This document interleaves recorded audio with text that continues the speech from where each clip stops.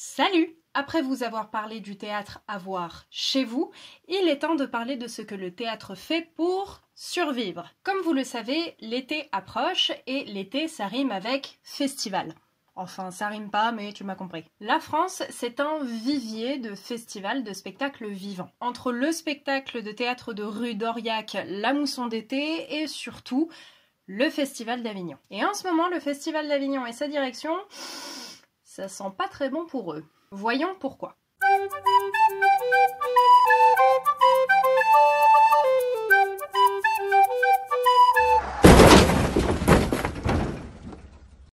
Êtes-vous déjà allé au Festival d'Avignon? Non? Eh bien laissez-moi vous présenter la chose en quelques chiffres. Le Festival d'Avignon est créé par Jean Vilar en 1946. On en est aujourd'hui à la 74e édition. Avignon compose son festival en deux. Le IN, créé en 1946, et le OFF, créé en 1966. Le OFF a voulu proposer un ensemble de spectacles un peu plus engagés et issus de compagnies émergentes. Ils ont investi dans Avignon plus de 130 lieux, dont des théâtres évidemment, mais aussi des établissements scolaires, collèges et lycées. En 2019, le OFF a proposé 1592 spectacles. Et le IN, quant à lui, propose une cinquantaine d'événements dans sa programmation, de spectacles, de conférences, dans des lieux assez exceptionnels comme la cour du Palais des Papes d'Avignon. Quand vous allez à Avignon ou en Avignon, vous vous retrouvez souvent à voir beaucoup du spectacle du festival du OFF, parce que ça ne coûte qu'une dizaine d'euros la place en moyenne. Et vous allez voir du coup peu de spectacles du festival du IN, parce que cette fois-ci les places coûtent beaucoup plus cher, une quarantaine d'euros en moyenne. On se retrouve dans une situation où le OFF a besoin de la réputation du IN pour survivre et où le IN a besoin de la fréquentation du OFF pour survivre également. L'édition dernière, on a recensé plus de 200 000 billets vendus. Cette édition est censée se produire du 3 au 23 juillet pour le IN et du 3 au 26 juillet pour le OFF. Oui, vous m'avez bien entendu, cette édition est censée se produire. Puisque le 8 avril, le festival du IN et son directeur Olivier Py ont annoncé dans une vidéo programmée sur Facebook la programmation du festival de la 74e édition. Vous pouvez d'ailleurs la consulter sur leur site, le lien est en description. Le Festival d'Avignon, que ce soit le IN ou le OFF, compte être organisé, compte se produire en juillet de cette année. Et c'est là que ça coince un peu. Parce que lors de la diffusion sur les réseaux sociaux de cette fameuse annonce de la programmation, on a pu voir des dizaines et des dizaines de commentaires négatifs, répétant à quel point la direction était totalement inconsciente d'organiser un festival d'une telle ampleur dans une si petite ville qu'est Avignon, alors qu'on sera en pleine sortie de confinement, potentiellement. Parce que oui, si vous n'êtes jamais passé par Avignon, c'est une petite ville avec des remparts et à l'intérieur une vieille ville avec des rues très exiguës. Et surtout, le festival accueille des dizaines de milliers de personnes chaque année. J'ai des chiffres à ce sujet qui ne peuvent malheureusement pas être vérifiés, mais ça oscille entre 40 000 et 60 000. Tu m'étonnes que les gens soient mécontents. Alors, je me suis posé la question.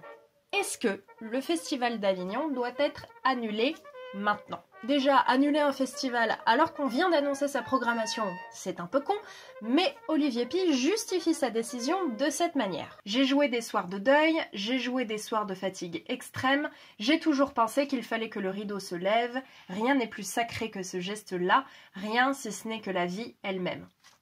Et bah avec ça les enfants, et vous me direz... Ok, mais il pourrait peut-être annuler le IN ou le OFF pour cette année, pour réduire la fréquentation. Sauf que, comme je vous l'ai dit, les deux ont besoin d'être ensemble pour profiter des avantages qu'offrent l'un et l'autre.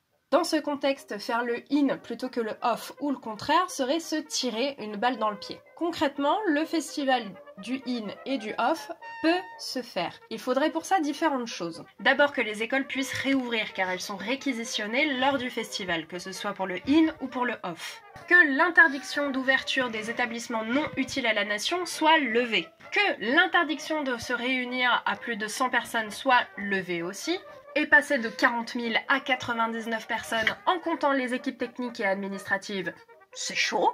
Parce que si on est sorti d'ici une semaine ou même plus tard, c'est pas sûr que toutes ces interdictions soient levées. Alors, à ce stade, 3 camps se forment. Ceux et celles qui pensent que ça ne sert à rien tout cela, que le festival ne se fera pas et que ça ne servait du coup à rien d'annoncer la programmation. Ceux et celles qui ont de l'espoir et qui pensent que toutes les interdictions citées précédemment vont être levées et que le festival va pouvoir se faire. Et puis, il y a une troisième catégorie. Ceux et celles qui pensent que même si le festival peut légalement être organisé, il ne devrait pas se faire au nom de la sécurité sanitaire. Je crois que le Festival d'Avignon a voulu traiter la crise culturelle actuelle en mettant en avant une image de combattants qui vont à l'encontre du virus par la culture. C'est une réflexion qu'on retrouve beaucoup dans le spectacle vivant.